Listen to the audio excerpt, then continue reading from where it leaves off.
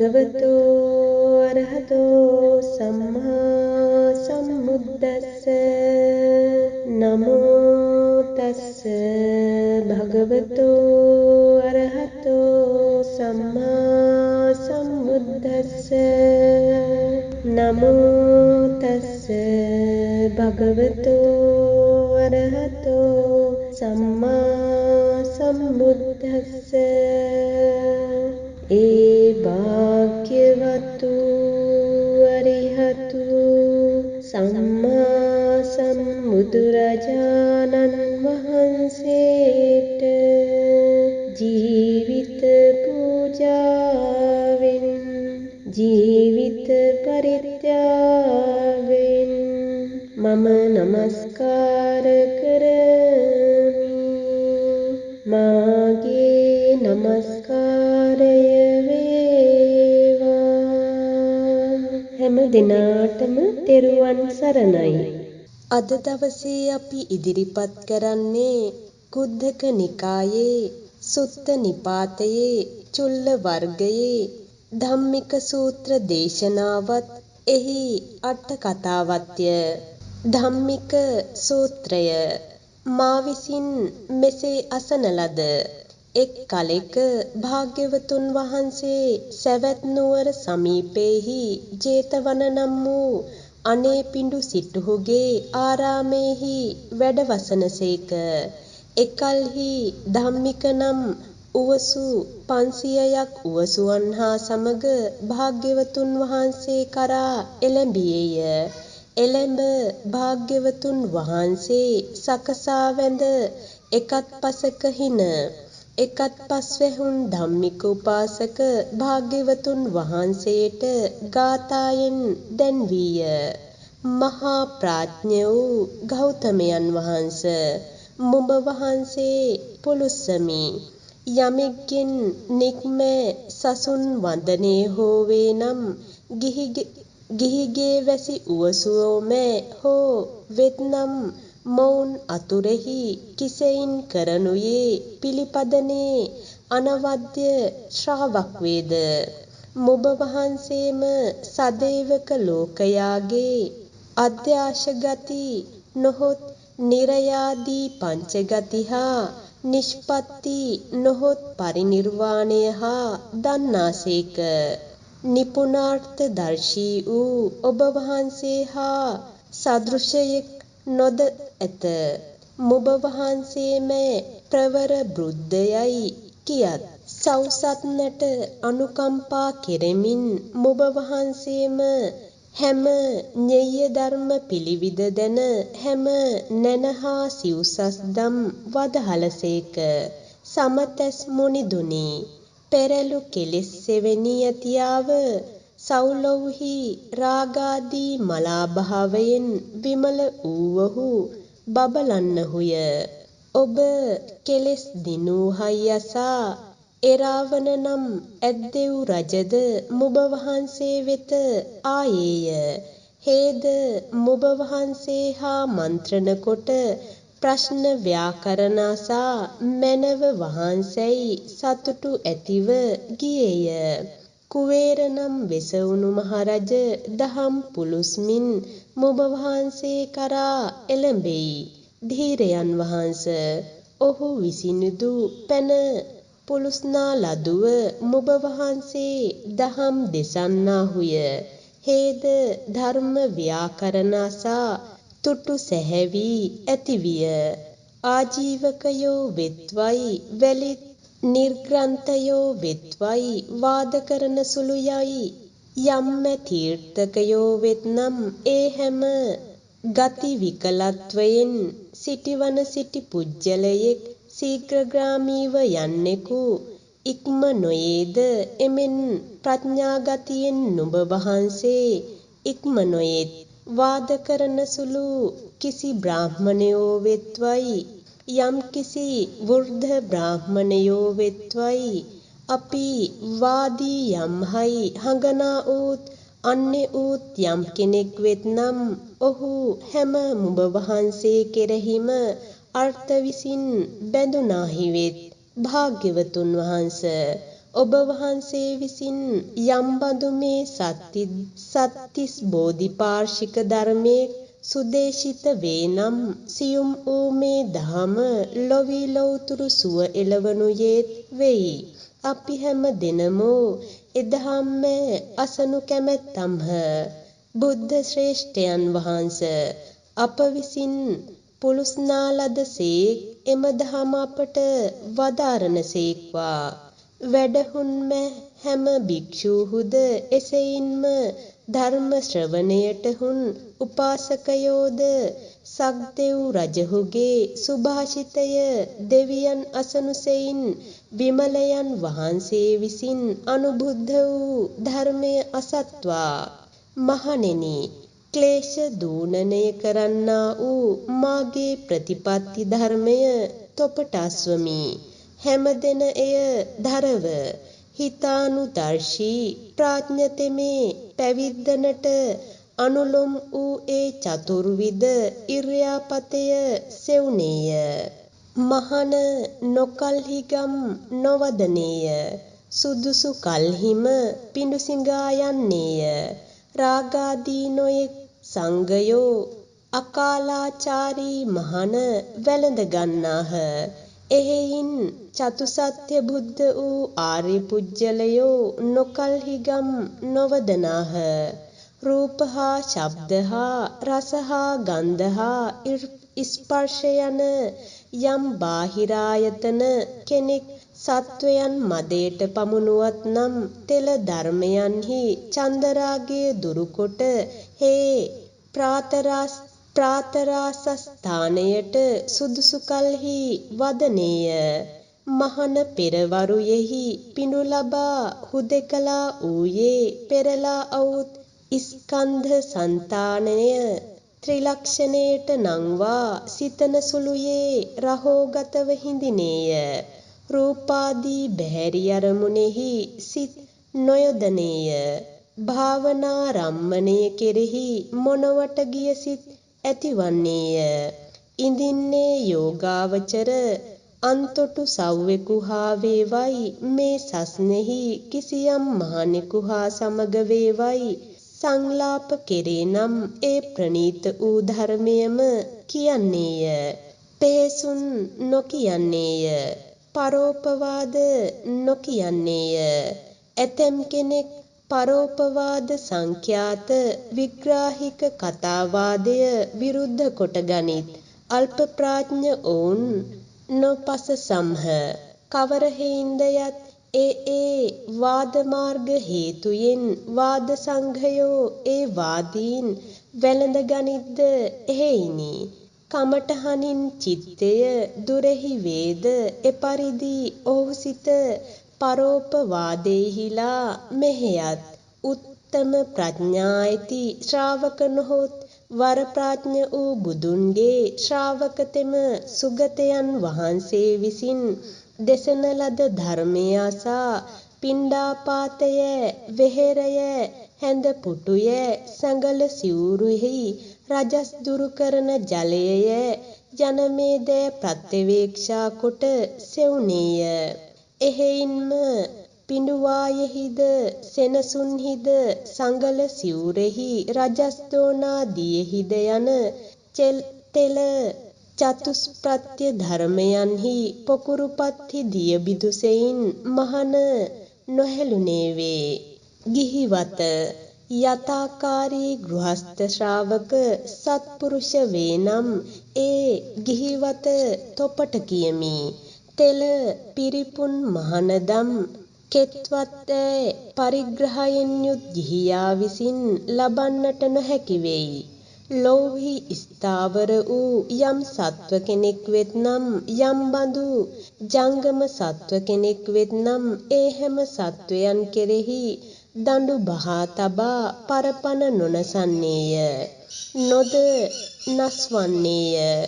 පරපණ නසන මෙරමාහටද නොඅනුදන්නේය. ඉක්බිතිමේ පරාසතු දැයකැයි දන්නා ගිහිසව් ගම්හි වේවයි වල වේවයි කිසිදු තැනෙකි වූ ස්වල්ප හෝ බොහෝ වූ හෝ නොදුන් කිසිවක් නොගෙන හරණේය. නොදැහැර ගන්වන්නේය. පැහැර ගනුවනටද නොද අනුදන්නේය. එබඳු හැම අයිනාදන් හැරලන්නේය. දිලියෙන අඟුරු වලක් සෙයින් අබ්‍රහ්මචර්යාව දුරු කරන්නේය. බ්‍රහ්මසර රැකිය නොහෙනුයේ පරදාරයන් කරා නොයන්නේය. සභාවකට ගියේ වේවයි පිරිස් මැදට ගියේ හෝ වේවයි එකලා ඌයේම එකකුහට මුසවා නොකියන්නේය. නොද බනවන්නේය. බනන වුනටද නොද අනුදන්නේය. හැම අභූතය දුරලන්නේය. ගෘහස්ථතෙම මත්පැන්ද නොසෙවුනේය. යම් ගෘහස්ථයෙක් මේ මද්යපාන විරති ධර්මය රුස්නේ නම් මෙය උන්මාදනය ඇති කරවන්නෙකැයි දැන අනුන් ලවාද නොද පානය කරවන්නේය. බොන උන් හට නොද අනුදන්නේය. මද හේතුයෙන් අඤ්ඤයෝ පව් කෙරෙත්. අන් දනන්ද ප්‍රමත්ත කෙරෙත්. පරලොව්හි උමතු බව ඇති කරන මෙලොව්හි මුලාව දනවන බාලයනට කාන්ත වූ තෙල අපුඤ්ඤායතනය හැරලන්නේය. ප්‍රාණඝාත නොකරන්නේය. අයිනාදන් නොගන්නේය. මුසවා නොබනන්නේය. මද්යපද නොවන්නේය. මේ තූනේ සංඛ්‍යාත අබ්‍රහ්මසරින් වෙන්වන්නේය. විකාල භෝජන සංඛ්‍යාත රාත්‍රී භෝජන නොවළඳනේය. මල්දම් නොදරන්නේය. සුවඳ විලවුන් ගැල්වීම් නොද කරන්නේය. කැපසරු පරිදි අතුල කැප හැඳෙහි හෝ බිම්හි හෝ හෝනේය. වර්ත දුක්ඛයාගේ අන්තයට ගිය බුදුරදුන් විසින් ප්‍රකාශිත වූ තෙල අෂ්ටාංගික වූ උපෝසථයයි කියත්. ඉක්බිති පහන් සිතැතියේ පක්ෂය පිළිබඳ චාතුද්දසී උපෝසථයද පන්නරසී උපෝසථයද අට්ඨමි උපෝසථයද පාටිහාරීය පක්ඛ උපෝසථයද සුපිරිපුන් කොට අටඟින් යුත් පෙහෙවස් වසව්. ඉක්බිති ගිහි සව්විසූ පෙහෙවස් ඇතියේ පසුදින පූර්ව භාගයෙහි පහන් සිතැත්තේ නරතුරු මෝදමාන වූයේ සුදුසු පරිද්දෙන් අහර පැනින් භික්ෂඟුන් වළඳවන්නේය. ධර්මයෙන් ලත් භෝගයෙන් මාපියන් පුස්නේය. හේ දැහැමි වනික්කර්ම කරන්නේය. අප්‍රමත්ත වූ ගිහිගේ වැසිතෙම තෙලවත පවත්නේ ස්වයම් ප්‍රභනම් වූ කාමාවචර සදෙව්ලෝ වැසි දෙවියන් කරා උපත් විසින් එළබෙන්නේ යයි ධම්මික සූත්‍රය නිමි.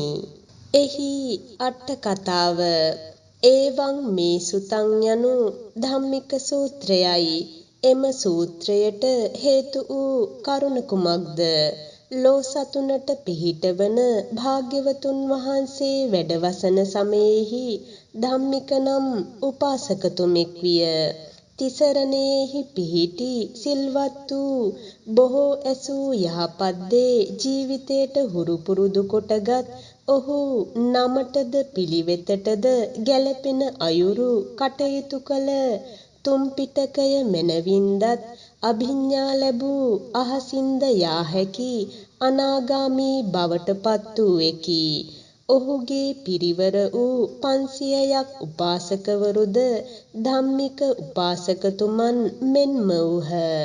එක් දවසක් මැදියම් කාලයේ අවසානයේ පෙහෙවස් රකිමින් තනිව විවේකීව සිටින විට මම ගිහි ජීවිතය හා පැවිදි ජීවිතයට අදාළ පිළිවෙත් විමසන්නෙම් නම් මැනවැයි මෙබඳු අදහසක් ඇතිවිය.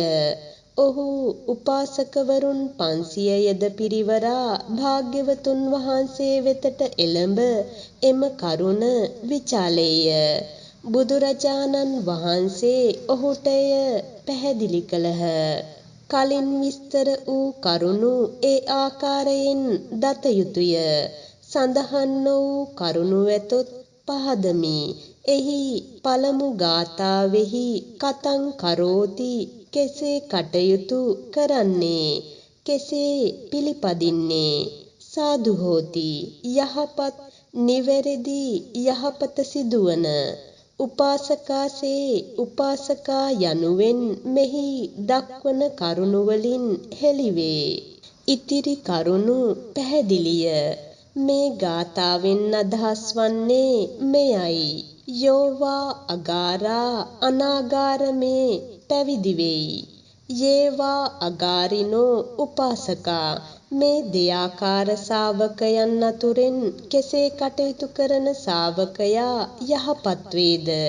දැන් මෙසේ විමසන අතරම භාග්‍යවතුන් වහන්සේගේ කරුණු පැහැදිලි කිරීමේ හැකියාව අගයමින් තුවන්හි ආදී ගාථා දෙකක්ද කීය. ගතින් තම පුරුදු පරායනං හට ගැනීම නැතහොත් ගතින් නිරය ආදී පස්සාකාර වූ උපදනාතැන් පාරායනං ලද උපතින් පසු වෙනත් උපතක් සොයන උපදනා තැන්වලින් මිදුණු පිරිනිවනය. න චත්ති තුල්‍යෝ ඔබ වහන්සේ හා සමාන නැත. සබ්බං තුවං ඥානමවෙච්ච ධම්මං ප්‍රකාශේසි සතේත අනුකම්පමානෝ භාග්‍යවතුන් වහන්ස ඔබ වහන්සේ සියලුම දැනගත යුතු දේ ඉතිරි නැතිවම නුවණින් මැනවින් අවබෝධ කොට සත්වග කෙරෙහි අනුකම්පාවෙන් ඒ සියලු දහම පැවසූසේක. යම් තැනැත්තෙකුට හිතසුව පිණිස වේ නම් එය පැවසූසේක. එහි ගුරු රහස් ලෙස සුරැකිව තබාගත් දෙයක් නැති බව කියන ලදී. විරෝචසී විමලෝ දුම් රජසින් තොර වූ සඳමෙන් රාගදෝෂ වැනි අපිරිසිදු බවෙන් තොරව මනවින් බබලයි. ඉතිරි කරුණු කලින් සඳහන් වූ පරිදිය. මීළඟට ධම්මික උපාසකතුමා භාග්‍යවතුන් වහන්සේ විසින් දහම් දෙසන ලද දෙව්පුතුන් ගැන සඳහන් කරමින් උන්වහන්සේ පසසමින් ආගංජිතේ සන්තිකේ ආදී ගාථා දෙකක් කීය.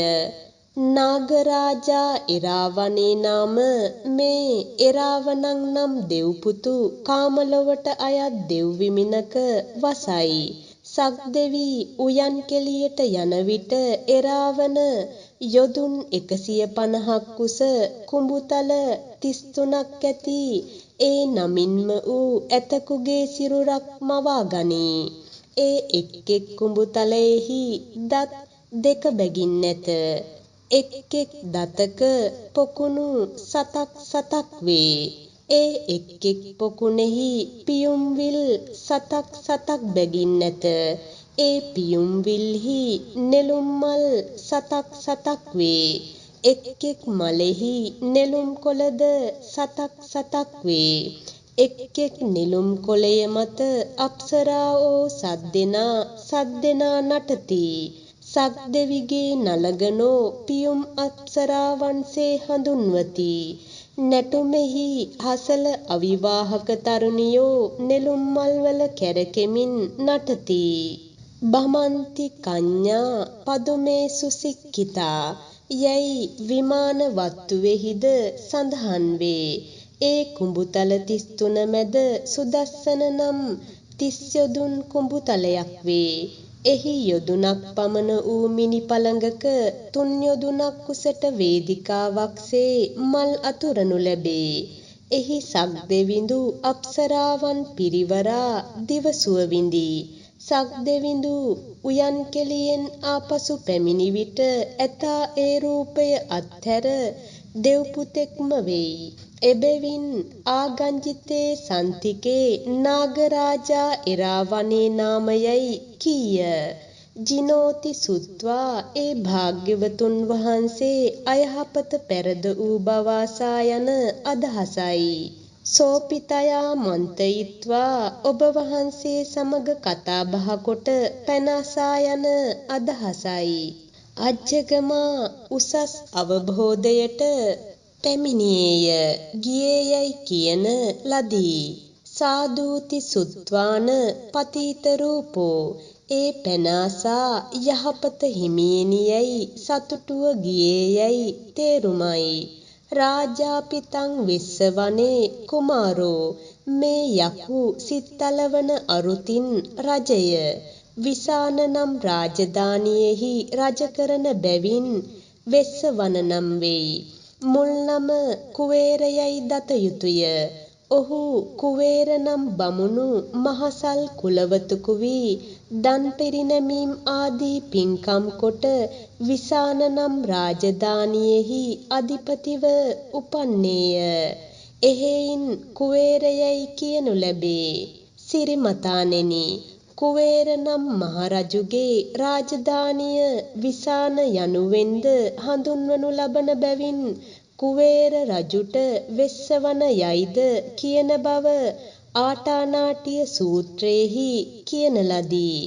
කුවේරස්ස කෝපන මාරිස මහරජස්ස විසාන නාම රාජධානී තස්මා කුවේරෝ මහරජා වෙස්සවනෝති පෞච්ඡති.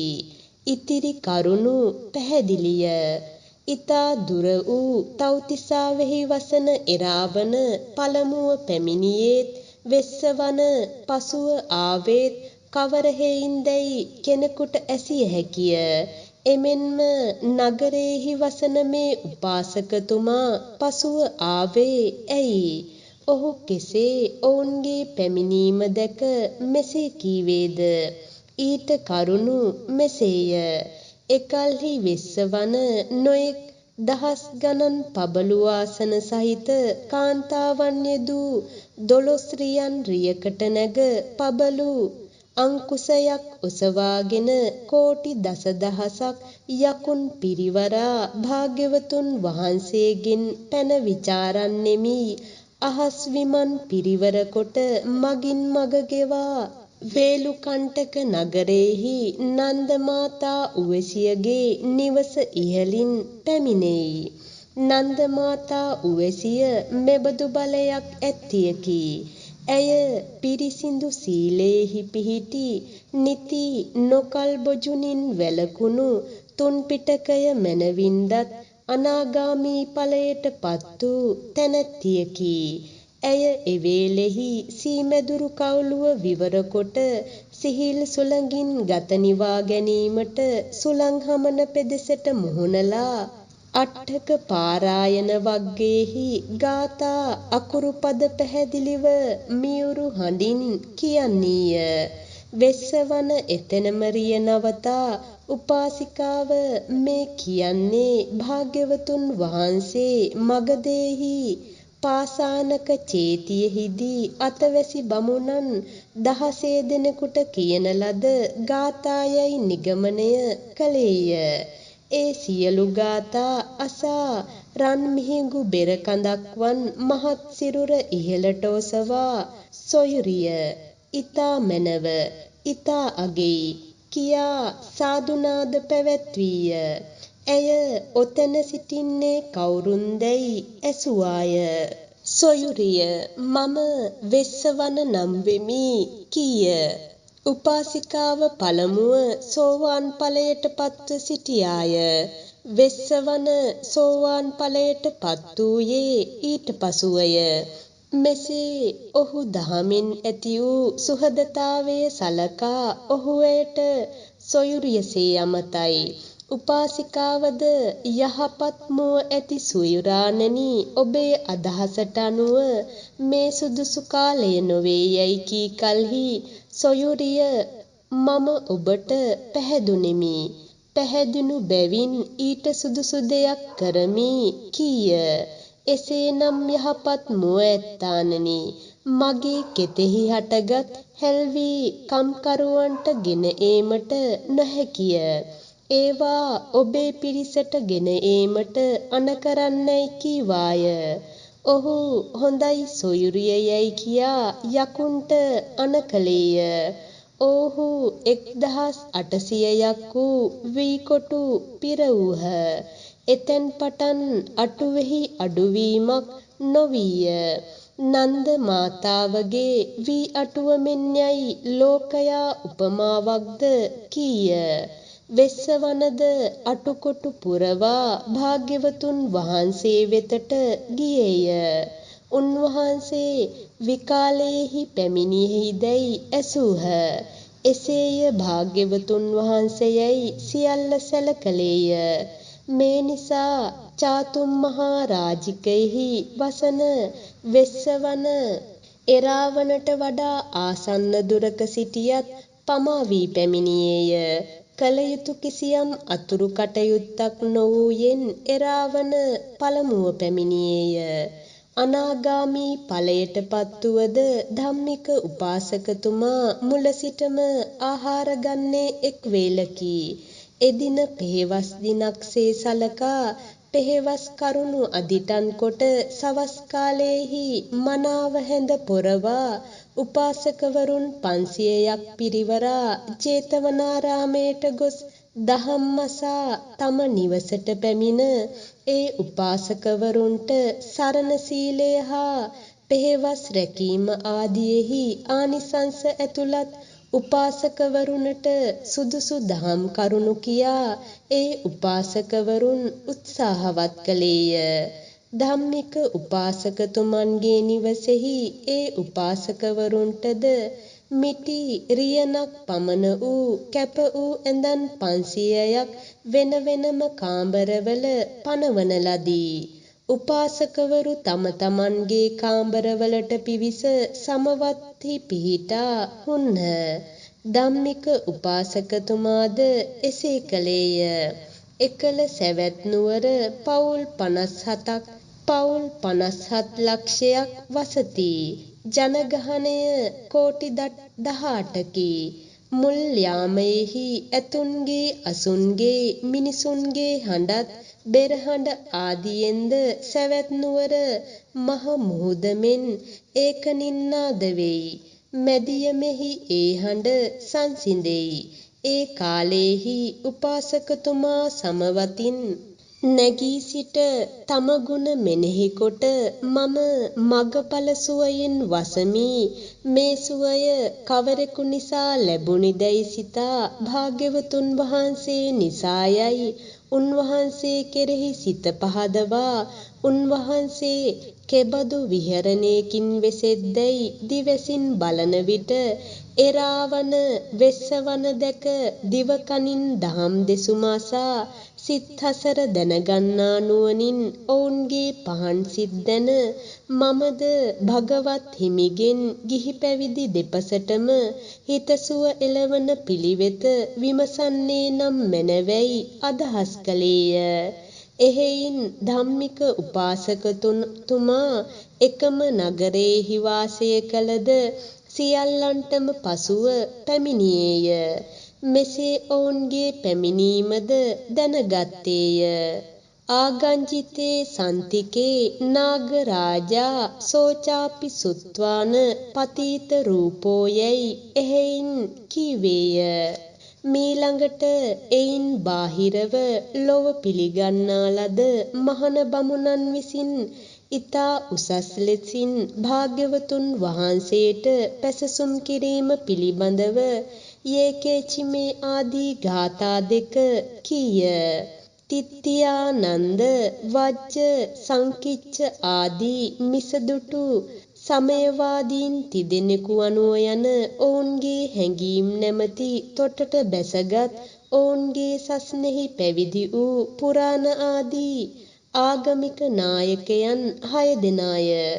ඒ අතරම එම ගාථාවෙහි නිගණ්ඨෝ නම් නාථපුත්තය.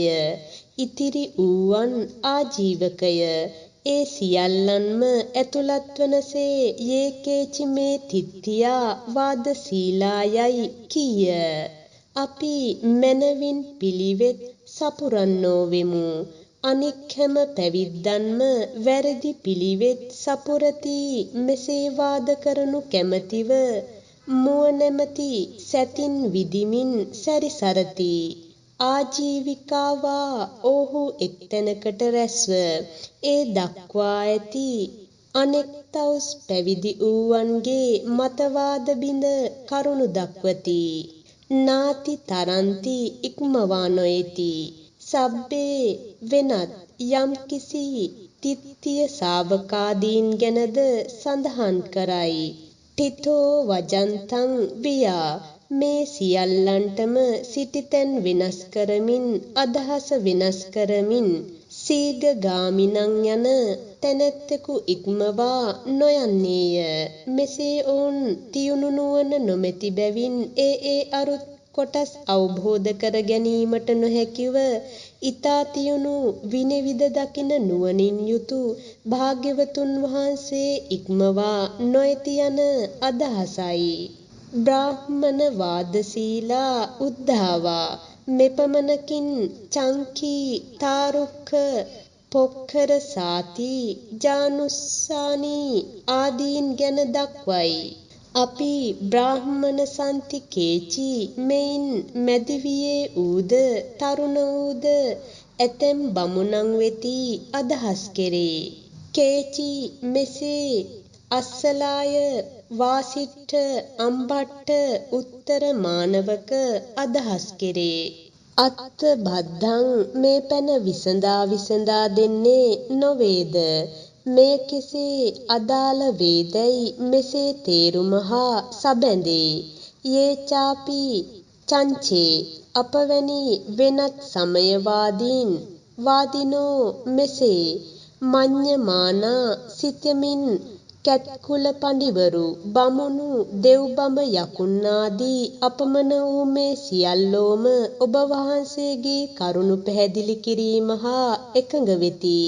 මෙසේ නොයෙක් ආකාරයෙන් භාග්‍යවතුන් වහන්සේ පසසා මීළඟට දහමද අගය කොට දහම් කතාවක් දෙසන ලෙස ඉල්ලා අයං හි ධම්මෝ යන ගාථා දෙක කීය. ඒ ගාථාවෙහි අයං හි ධම්මෝ දහම් අවබෝධය සඳහා උපකාරී වන කරුණු 37යි. නිපුනේ සියුම් පහසුවෙන් දැන අවබෝධ කළ නොහැකි සුඛෝ අවබෝධය හා සමාන ලෞතුරු සුවය දනවයි. එහෙයින් සුව එළවන ගෙන දෙන බැවින් සුඛාවහන්තා හෙවත් සැප ගෙන දේයයි කියනු ලැබේ. සුප්ප උත්තෝ මනාව දෙසන ලද සුස්සුසමානා අසනු කැමැත්තෙමු යන තේරුමයි. තන්නෝ වදා ඒ දහම අපට වදාළ මැනව. ත්වංනෝ යයිද පාඨයකි ඔබ වහන්සේ අපට කිව මැනව. සබ්බේපි මේ භික්ඛවෝ එවේලෙහි වැඩ සිටි 500ක් වූ සංඝ පිරිස පෙන්වා කරුණු පහදා දෙන ලෙස ඉල්ලයි. උපාසකා වාපි තම පිරිවර හා අන් හැම දෙනාද පෙන්වයි. එහි ඉතිරි කරුණු පැහැදිලිය.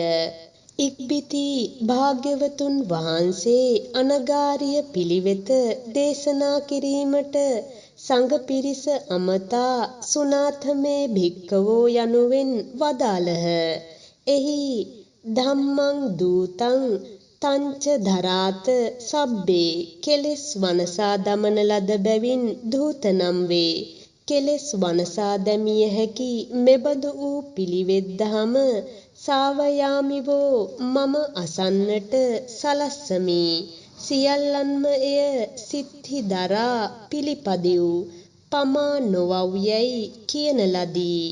ඉරියාපතං ගමන් කිරීම ආදී සිව්වාකාර පැවැත්මයි. පබ්බචිතානුලෝමිකං මහණකමට ගැලපෙන සිහිනුවණින් යුතු කමඨහන් ලැබ බවුන් වඩමින් පැවතිය යුතු සැටිද සමහරු අදහස් කරති. සේවේතනං ඒ ඉරියව් අනුව පවත්නේය.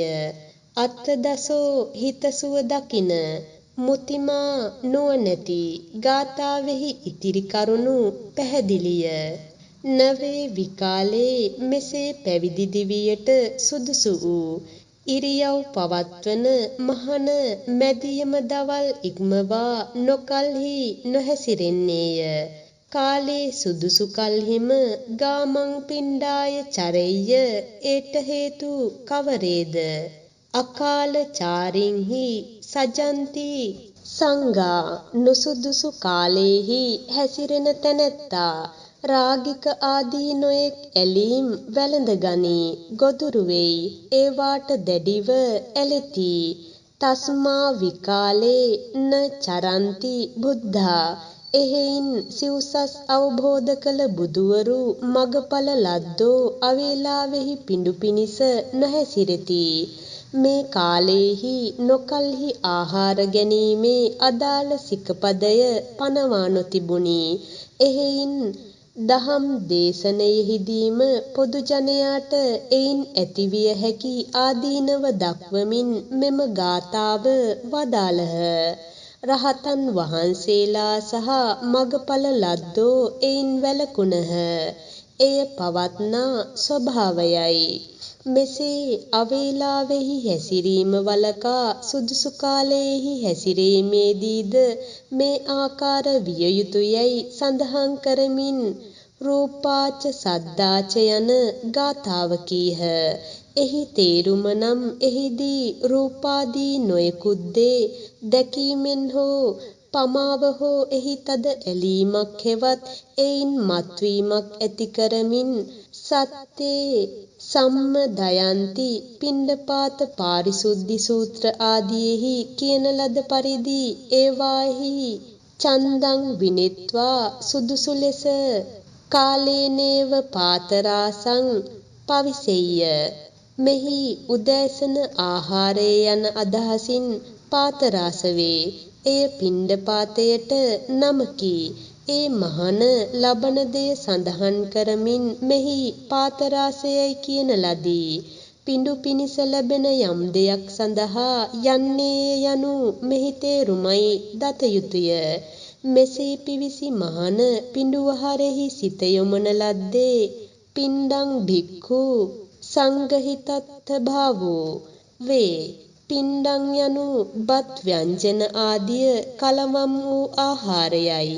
එම ආහාරය ඒ තැන්වලින් රැස් කරගෙන එකට මුසුව ගුලි කරන අරුතින් පිණ්ඩෝ යැයි කියනු ලැබේ. සමයේන මැදියම දාවල අතර කාලයෙහි ඒකෝ පටික්කම්ම කයෙහි විවේකයේ ඇති කර ගනිමින් තනිවම නැවතී.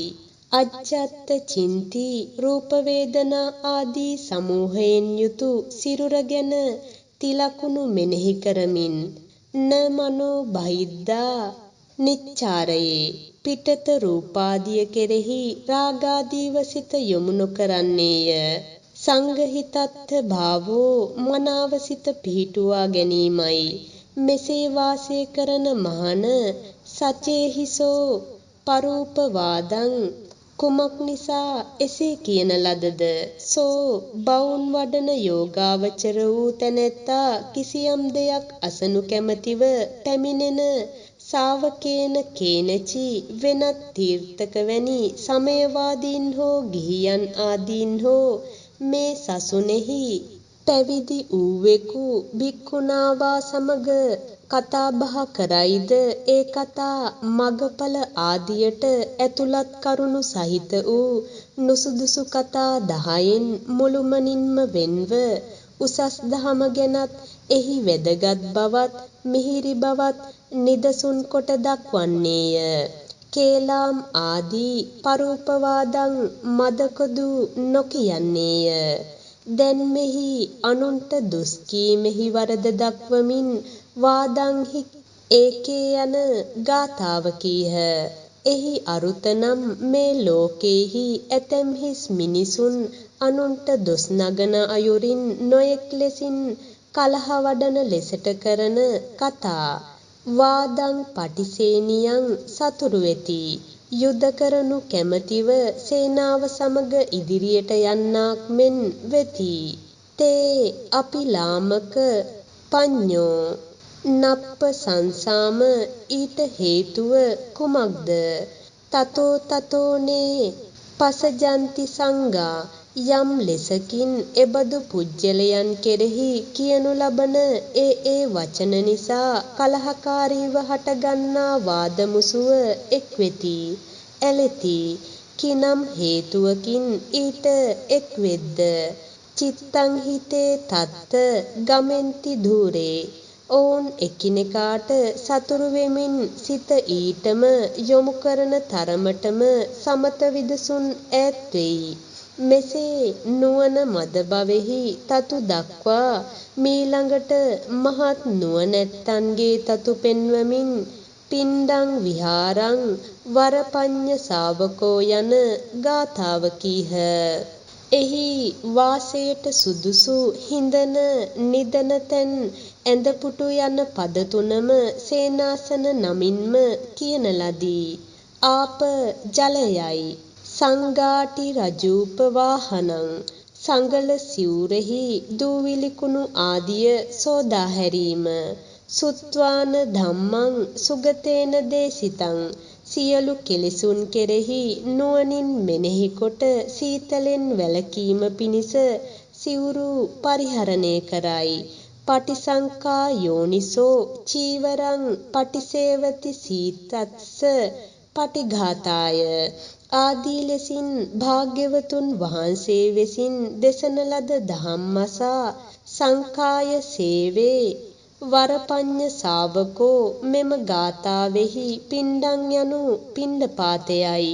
විහාර ආදී වාසය ලෙසින් සේනාසනද ආප යනුවෙන් ගිලම්පසද සංඝාටි යනුවෙන් සිවුරද සිව්පසය ලෙස හඳුන්වමින් හුදෙක්ම මේ සිරුරේ පැවැත්ම පිණිස යාවදේව ඉමස්ස කායස්ස තිතියා යයි නුවණැතියේ උතුම් ශාවකයෙකු ඇසුරු කිරීමට හැකිවන්නේය. උතුම් නුවණැති තථාගතයන් වහන්සේගේ සව්වෙකු හෝ ඒ පිළිවෙත් මගපත් වූවෙකු හෝ එම මග අනුගමනය කරන්නෙකු හෝ වෙසසින්ම රහත් ඵල ලැබුවෙකි. සිව්පසේ සැලකීමේදී නුවණින් යුතුව පරිහරණය කරයි. නුවණින් යුතුව ඉවසයි. නුවණින් යුතුව දුරු කරයි. සංඛායේකං පටිසේවති සංඛායේකං අදිවාසේති සංඛායේකං පරිවජ්ජේති සංඛායේකං විනෝදේති යයි කියා ඇත. නුවණින් යුතු ඒ උතුම් ශාවකයා එබඳුය. තස්මාහි පිණ්ඩේ පොක්ඛරේ වාරි බින්දු ඒ ශාවකයා එසේ වේයයි දත යුතුය. මෙසේ කෙලෙසුන් නැති කිරීමේ පිළිවෙත දක්වමින් අරහත් බව කුළුගන්වා අනගාරීය පිළිවෙත නිමවා දැන් ගිහි පිළිවෙත පහදා දීමට ගහට්ට වත්තං පනවෝ ආදී ගාථා වදාළහ. ඒ ගාථා පෙළෙහි ශාවකෝයයි කියන ලද්දේ ගිහිව වසන තෙරුවන් සරණ ගිය තැනැත්තා ගැනය. අනෙක් කරුණු කලින් කියා ඇති පරිදිමය. අදහස් කෙරෙන්නේ මෙපරිද්දෙනි.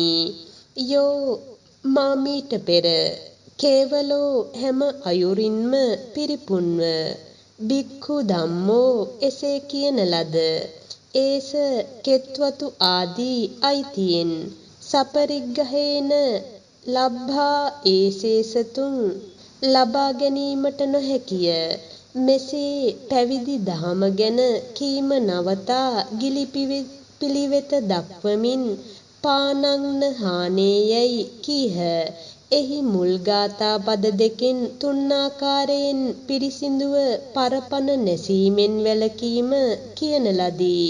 පසු පදයෙන් ජීවීන් කෙරෙහි හිතවත් පිළිවෙතත් තුන්වන පදයෙන් කග්ගවිසාන සූත්‍රයට අදාළවත් සිව්වන පදයෙන් මෙත්ත සූත්‍රයේ සඳහන් පරිදි තැතිගන්නා වූ සහ නොසැලෙන යන ලෙස දැක්වෙන කරුණුද මුළුමනින්ම විස්තර කරන ලදී. ඉතිරි කරුණුද කලින් පැහැදිලි කොට ඇත. පිළිවෙල වෙනස් කොට අදහස දැක්විය යුතුය. තැති ගන්නා සුළු වූද තැති නොගන්නා වූ කම්පා නොවන සියලුම ජීවීන් කෙරෙහි දඬු ආදිය හෝ නොගෙන නොනසන්නේය. විනාශ නොකරන්නේය. නැසීමට අනුමත නොකරන්නේය. නිධාය දණ්ඩං මෙයින් හෝ පසුව වත්තෙය්‍ය යන ඉතිරිව ඇති පාඨය ගෙනහැර දැක්විය යුතුය. පෙරපසු කරුණු සම්බන්ධ වන්නේ එසේය. මෙසේ පළමු සිකපදය දක්වා දෙවන සිකපදය පෙන්වා දීමට තතෝ අදින්නම් යන ගාථාව වදාළහ. කිංචි ටිකක් හෝ බොහෝ හෝ ශාවකෝ ගිහි ශාවකයා බුද්ධමානෝ මේ අනුන්ට අයත් යයි දැනගෙන සබ්බං අදින්නම් පරිවජ්ජෙය්‍ය මෙසේ පිළිපදින විට නොදුන් සියලුම දේ ගැනීමෙන් දුරුවන්නේය. වෙනස් නොවන බව පෙන්වා දෙයි. කියා ඇති පරිදි ඉතිරි කරුණු දැන ගැනීම පහසුය. මෙසේ දෙවන සිකපදයෙන්ද තුන්ආකාර පිරිසිදු බව දක්වා ඊතා උසස් අදහසක් වෙනුවෙන් තුන්වන සිකපදය දක්වමින් අබ්‍රහ්මචරියන් යන ගාථාව වදාළහ. අසම භුනන්තෝ නොහැකිව දැන් සිව්වන සිකපදය දක්වමින් සබග්ගතෝ වා යන ගාථාව වදාළහ. සබග්ගතෝ රැස්වෙන තැනකට ගියේ. පරිසග්ගතෝ සමූහයක් මැදට ගියේ. ඉතිරි කරුණු කලින් කියා ඇති පරිදි පැහැදිලිය. මෙසේ සිව්වන සිකපදයෙන්ද තුන් ආකාර වූ පිරිසිදු බව දක්වා මජ්ජච පානං ආදී ගාථාවෙන් පස්වන සිකපදය ගැන වදාළහ. එහි මජ්ජච පානං යයි ගාථාව ගෙතීමේ පහසුව සලකා කියන ලදී. මේ එහි තේරුමයි මත්ගතිය ඇතිවන බීම න සමාචරෙය්‍ය ධම්මං ඉමං මත්බව ඇතිවන එබඳු දේ පාවිච්චියෙන් වැළකීමේ ගතියයි. උම්මාද නන්තං එය උමදුවෙන් අවසාන වේ. බොහෝ සෙයින් මත්වන දා ගැනීමට යොමුවන තැනැත්තාට අත්විඳීමට වන්නේ මිනිසෙකුව සිටියද උමතු මිනිසෙකු බවට පත්වීමය. ඉතිනං විදිත්වා ඒ තැනැත්තා මත්වන දෙයකැයි දැන ඉතිරි කරුණු කලින් කියා ඇති පරිදි පැහැදිලිය. මෙසේ පස්වන සිකපදයෙන්ද තුන්ආකාර වූ පිරිසිදු බව දක්වා දැන් මුල සිටම සිකපදයෙන් මත්වන දේ පානයෙහි කෙලෙස් සහගත බවද හැමදෙනා අමනාපව බිඳවන අයුරද පෙන්වා එයින් වැළකීමට දැඩි ලෙස පොළඹවමින් මදාහි පාපානි කරොන්ති යන ගාථාව වදාළහ. මදා මත්වීමට හේතුවයි. හි අකුර පදයෙහි අඩුව පිරිවීමට යෙදූ නිපාතයකි. පාපානි කරොන්ති පරපණ නැසීමාදී සියලු අයහපත් දේ කරති. උම්මාදනං මෝහනං පරලොව උමතුව ඉපදීමත් මෙලවදීම සිහි මුලාවීමත් වේ. ඉතිරි කරුණු කලින් කියන ලද පරිදි පැහැදිලිය. මෙපමණකින් ගිහි ශාවකයෙකුගේ නිති හික්මීමට අදාළ සීලය දක්වා පෙහෙවස් කරුණු පහදමින් පානං හානේ යන ගාථා දෙකක් වදාළහ. එහි අබ්‍රහ්මචරියා පහත් හැසිරීමෙන් යුතු මේ තුනා ලිංගික ඇසුරෙන් රත්තංන බුච්චෙය්‍ය විකාල භෝජනං රෑ කාලයේහි අනුභව නොකරන්නේ දිවා කල්හිද නියම කාලය ඉක්ුත් වූ විට අනුභව නොකරන්නේය. නච ගන්ධං මේහි ගන්ධ යනුවෙන් බිලවුන් වත්සුණු ආදිය දත යුතුය. මච්චේ කැප වූ ඇඳන් සන්තතේ පැදුරු ආදී කැප වූ ඇතිරිලි වලින් ජමායන් දික් ලොම් ඇති පලස් ඇති ඇතිරිලිද සඳහන් කළ හැකිය. අට්ඨංගිකං පසඟතුරු මෙන් නොව ඒ කොටස් වලින් වෙන් නොකළ දුක්ඛන්ත ගුණා සසර දුකෙහි කෙලවරට යන ඉතිරි වචනවල අරුත් පැහැදිලිය. ගාථාවෙහි අවසන් පද දෙක සංගායනාවට එක් වූ යතිවරුන් කියන ලදැයි අදහස් වේ. මෙසේ පෙහෙවස් අංග දක්වා දැන් පෙහෙවස් කාලය සඳහන් කරමින් තතෝච යන ගාථාව වදාළහ. තතෝ පද පිරවීමට යෙදූ නිපාතයකි. පක්කස්සූපවස්සු පෝසතං යැයි මෙසේ පසුපදය යෙදිය යුතුය. පක්කස්ස චාතුදස්සී පංචදසී අට්ඨමි. මේ දින තුනෙහි පෙහෙවස් වසව. ඒ අටසිල් සමාදන්ව කල්ගත කොට පාටිහාරීය පක්ඛංච වස් එළඹෙව. මුල් කොටස වූ ඇසළ මාසයත් වස් කාලයට ගැනෙන තුන් මාසයත් ඉල් මාසයත් යන මාස පහ පාටිහාරීය පක්ඛයයි හඳුන්වනු ලබයි. ඇතෙමෙක් ඇසළ ඉල් මැදින් යන මාස තුන දක්වති. පෙහෙවස් සමාදන් වන පොහොයයයි සම්මත දිනවල පුරපස වැනි කොටස් අනුව මුලින් හා පසු දවස් ලෙස 13 වන දිනය, 15වක දිනය, අමාවක දිනට පසු 7 වන 9 වන දිනයසේ දින සතර සතර බැගින් සැලකිය යුතු බව ඇතැම්හු අදහස් කරති. එය කැමැති පරිදි පිළිගත යුතුය.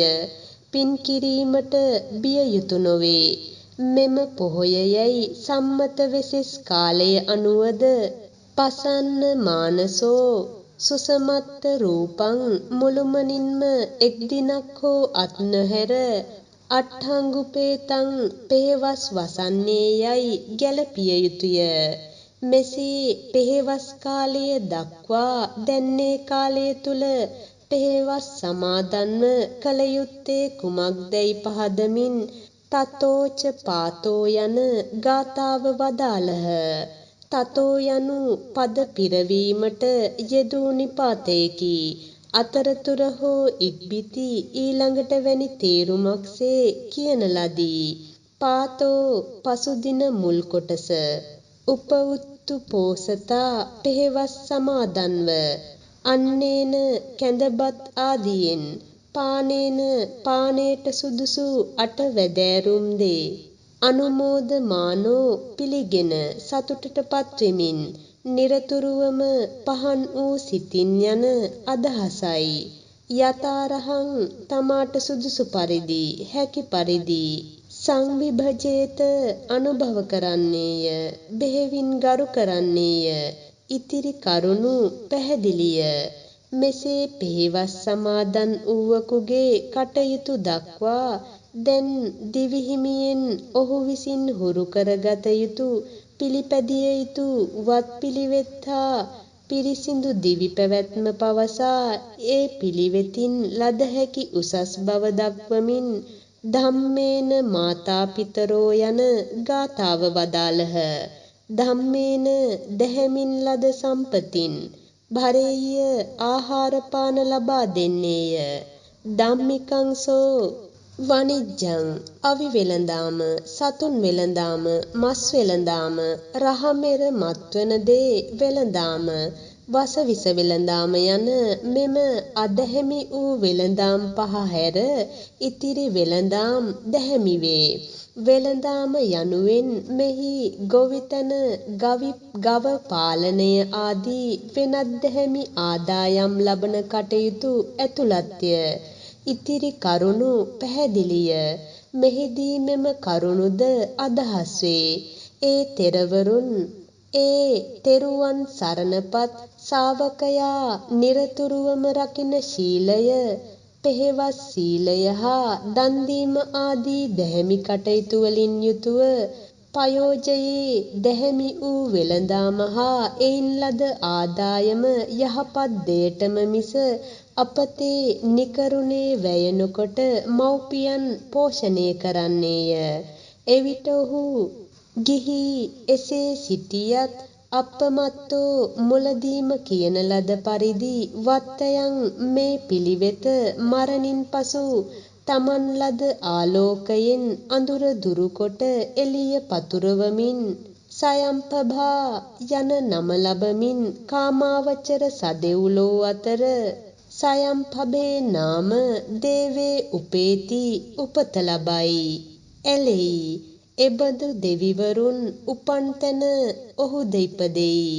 එහි අට කතාව නිමියේය.